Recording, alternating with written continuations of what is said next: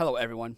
Today we're going to talk about an extinct offense in the two-guard offense. Now, why is a two-guard extinct? Well, it's because what the two-guard is, before we talk about it, is a two-guard is a hybrid of motion, Princeton, and a little bit of two-guard, which is what Beeline used to run at Michigan, West Virginia. Coach Nico, which is the Minnesota Gophers coach, he used to run heavy two-guard principles, but now he's kind of running into more of a hybrid modern Princeton into what he's added this year. Now, let's take a look at what makes a two-guard. Two-guard, we talked about a couple things. Now, when we talk about old school two-guard, we're talking about motion, chin, Princeton, shuffle. Those four things will be very, very common when you talk about this offense. Now, this is the staple set play out of any two-guard offense. Now, I call it extinct because not very many teams actually run it. So we're going to call this a shuffle option. A lot of these sets, like Princeton, are going to come out, we call wide out, wide handoff. You see the guards here, dribble handoff, out wide. They're going to pass, swing it over here. And then what's going to happen here is we're going to have a center flash to the top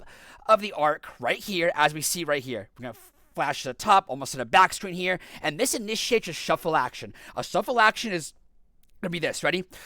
Center pops out here, center is going to catch the ball. What the first passer did, made like a kind of like a baby cut here, stop at the elbow. He's going to set what we call a shuffle cut screen right here at the wing, as we see right here where my mouse cursor is, close to the Minnesota bench. While that's happening, we're going to reverse it. And this, we're going to see a screen-to-screen reaction. So we're going to see a shuffle cut, which is right here. Again, Wisconsin under Coach Bob Ryan used to run this. I think that's his name. Sorry, Wisconsin fans. Right here, so it's a shuffle cut into a down screen right here. And this play gets developed. And now, obviously, the timing isn't correct here. They don't run this as much as they used to. I have a whole two-guard Colorado State offense that Nico ran last year. Out of that, I can do a lot of different things. You can enter into Princeton or a ball screen. They like to do ball screen. Notice how I'm saying Princeton, because Princeton over the top, Princeton split action is going to be highly, highly talked about in two-guard teams, because a lot of two-guards are going with that. Now, before we move on to this clip, one thing I want to say is there are counters upon counters upon counters in this offense. It's a reason why I feel like the two-guard coaching it at the highest level and everyone's on the same page is way harder than the Princeton. It's one of the hardest offenses to teach because there's so many reads, so many counters, way more than the Princeton, right? And right here, off of this, there's a lot of different things you can do after this pass happens.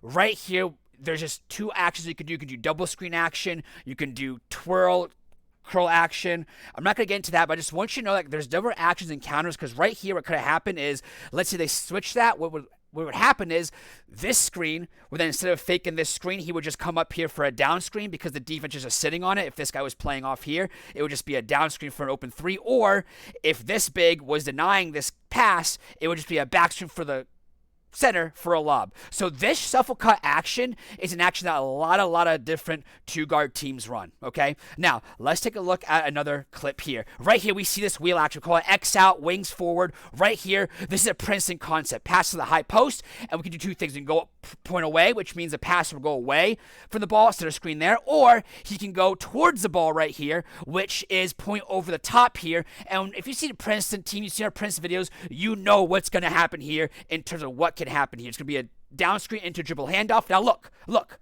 this corner person can just cut right away, can curl it, and there's different things you can do out of it. Right here, Minnesota elects to actually not use this strong side action.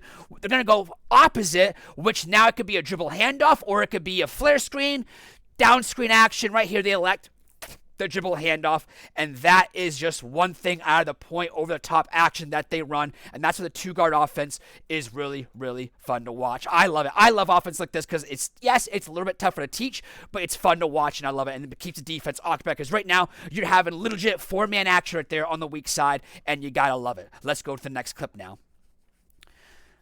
Again, Coach Nico's first year, so he's not going to get too lost in the sauce right here. Right here, again, overplayed a little bit, plus could be an automatic trigger right here where it comes up here, backdoor cut. We see that right here into a pop. Now, this could have been into shuffle action as well, but when they go 5 out, you can do a lot of different things here.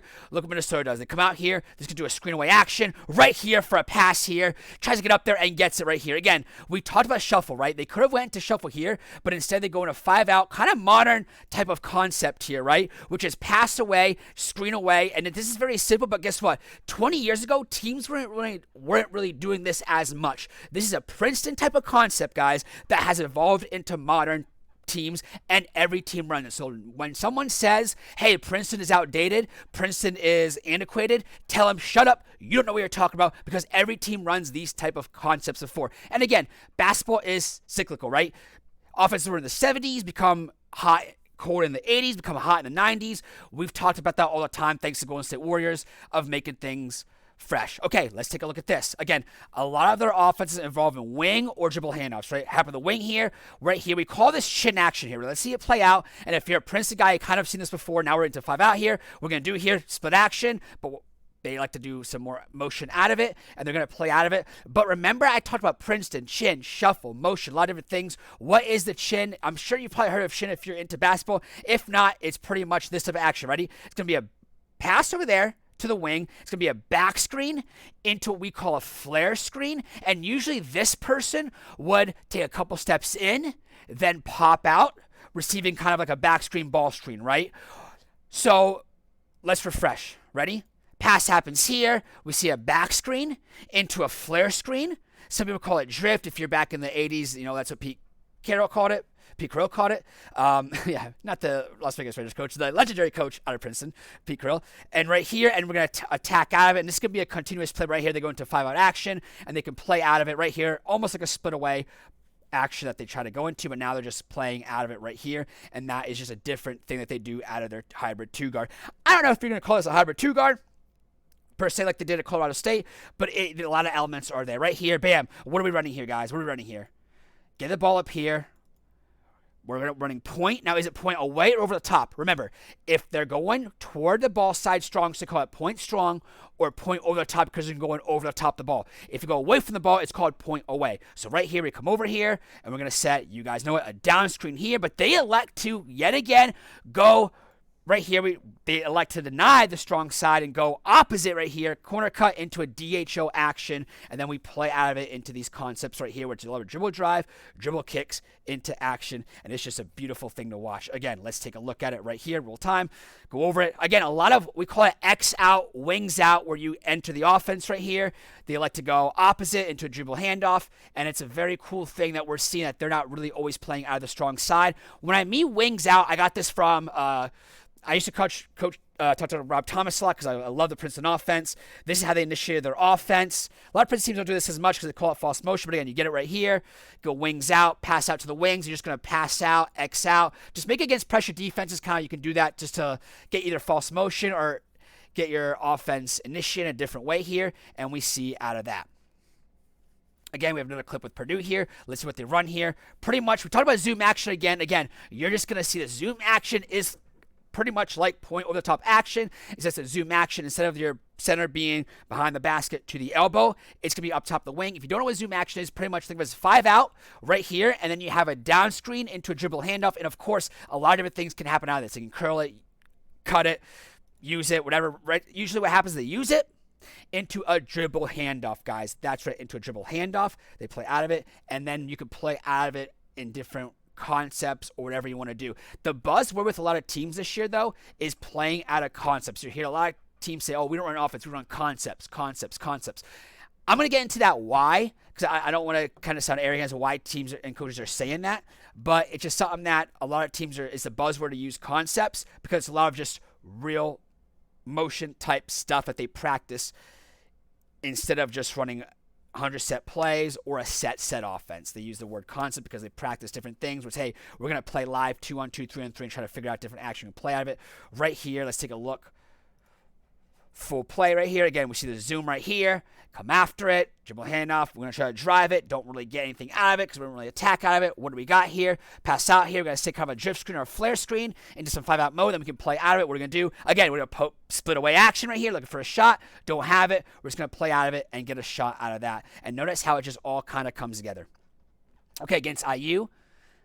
Again, notice what you guys are seeing in to initiate the offense. We talked about it earlier, right? We call this Xing out or forwards out, where you get your forwards out. Just action, it's like a dribble handoff out wide, where it's just like a dribble handoff right here, dribble handoff here, exchange over here. He's going to make a backdoor cut. If we have, we're going to use it right here. We're going to almost travel, but we're going to spip it to the wing here, get to a ball screen. Again, we could get into shuffle here, but instead of this, they go more into 5-out action here into their split. So instead of doing the shuffle action, which we've seen a lot of, what they like to do out of the 5-out, instead of initiating into the shuffle, is they like to go into their split away action with their center to the wing screen here. And again, a really good read here.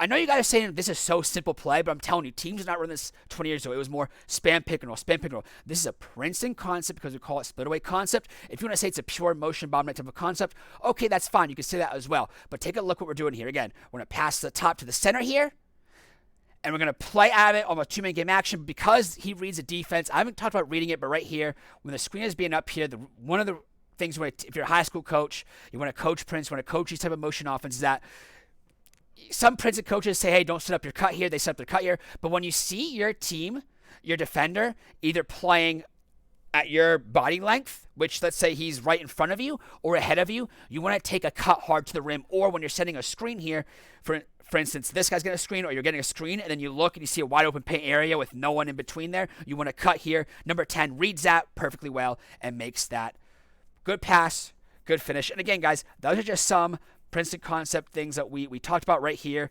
Again, initiate it into, again, a Princeton type of thing here. Initiate it into the point away, point top. We can do away or over the top right here. They choose this action right here into DHO, bam, bam, into a double screen.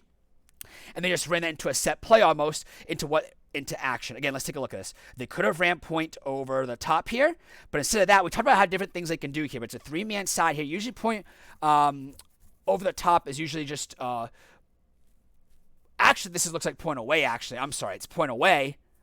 Sorry, we don't edit here. We're live. We take a look at it. So this is going to be point away, actually. And the reason I say point away is because you go away from the ball here because the elbow person is right here. So if he were to go over the top, it would be over top of the ball, but we go away because he's going from away from the ball, right? And because of three-man action right here, instead of usually what would happen is this guy would get a screen right here at the elbow area, wing area right here. What they like to do here is dribble handoff into a double screen here for their shooter, and he gets it. My bad on the initial read right there. Hey, guys, we're doing it live. Bill O'Reilly, we're doing it live. I thought we're doing it live because we do it live for you guys. We're not some YouTube that edit mixes. We're do it live. This is how you get better at. It's like I don't know if you guys aren't poker players, but in poker players, you want to put yourself always in position. Okay, what does villain have? What's their range? This and that, and you have that repeatable thought process. As a coach, the reason I feel like I got so ahead of the curve, I'm not anymore, but when I was ahead of the curve, I would always put myself in a team and say, what are they running and how would I defend it? What are the counters they would do, this and that? And putting yourself in that coach's mindset or in that seat, that thought process, something that a lot of coaches or people don't do. Maybe you do it in your profession, but a lot in the coaching universe, such as Division 3, Division 2 level, even some Division 1 coaches even, they never sit there and watch games and say, hey, what is the defense doing? What is the offense doing? How would I counter it as an offense? How would I counter it as a defense? And you just run your brain over and over again. It's quite exhausting, but it helps you get your coaching process from level 1, 2, 3, and 4, right? Guys, thank you so much for watching. If you like what you see, please like and subscribe. And as always, keep your sights on basketball vision.